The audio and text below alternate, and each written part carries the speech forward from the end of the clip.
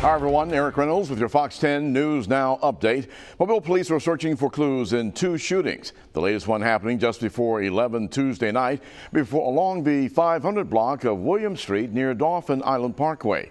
Now, we're told that at least one person was shot. The victim taken to the hospital by ambulance with life-threatening injuries. No word yet, though, on that person's name or their condition.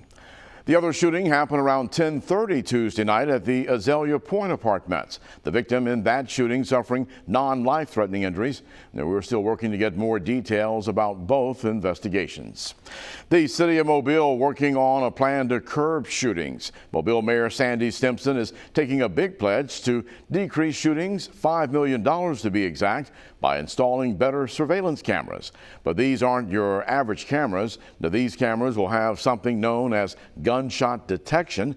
As soon as gunfire is picked up on the microphones, the cameras automatically turn in that direction to catch the shooter on video.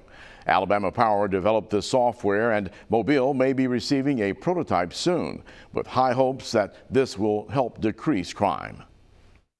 The cameras will then turn, pan, tilt, and zoom into that area, which is some data that we didn't have before. Again, without the cameras, you really don't know what you're looking for.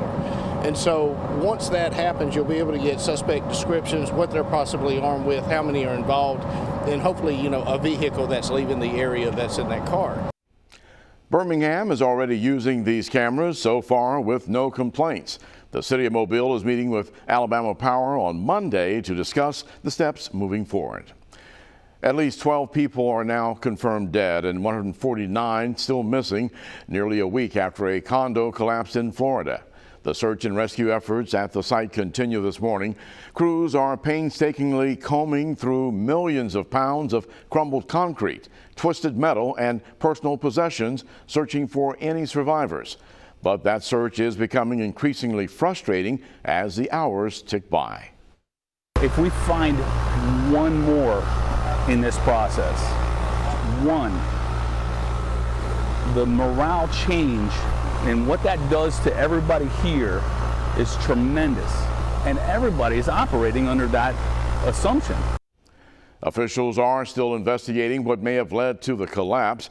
They say that weeks before the condo collapsed, a letter from the Champlain Towers president said that structural problems identified in the 2018 report had gotten significantly worse, and owners needed to pay a, quote, hefty price to get them all fixed.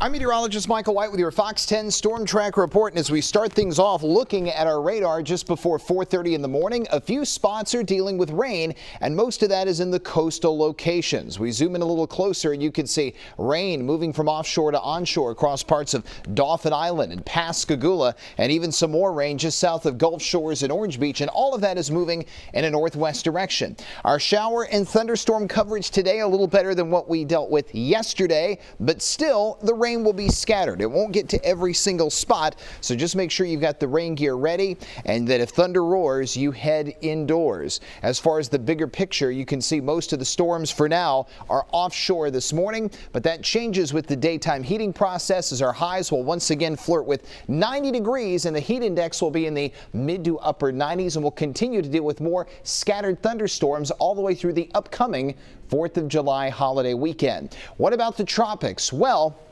we're monitoring a disturbance that's out in the Atlantic Basin that's getting better organized, and it's working its way westward toward the Leeward Islands and the Caribbean. In fact, it could enter the Caribbean by the time we head in toward the holiday weekend itself. But where could it be going? Latest track model guidance wants to lift this thing to the north and west, and notice that some of the models want to bring it into the southeastern Gulf of Mexico. A couple want to recurve it. It's still a little too early to know definitively where this disturbance could go, but just know that it is what we're going to be watching and following very carefully over the next several days. Weather headlines for your Wednesday: a humid morning, then as we get to the afternoon, more storms possible with heavy rain and lightning. And as far as the 4th of July weekend, we will continue to have to track possible rain chances. On the Futurecast, notice that once we get to the afternoon, we'll deal with more showers and storms blossoming up. Heavy rain and lightning, the primary threat. Storms will move from the east to the west just like they have the last several days. And we'll continue to see that opportunity for rain into the early evening hours. But when the sun sets and the air stabilizes, just like the last few days, shower chances end and things should be relatively quiet through Thursday morning. Here's how the next 7 days stack up. The highs remain in the upper 80s, mornings in the low 70s, 40 to 60% coverage of storms each day through the 4th of July weekend and even into the beginning of next week. We'll keep you up to date on your forecast throughout the day right here on Fox 10 News Now.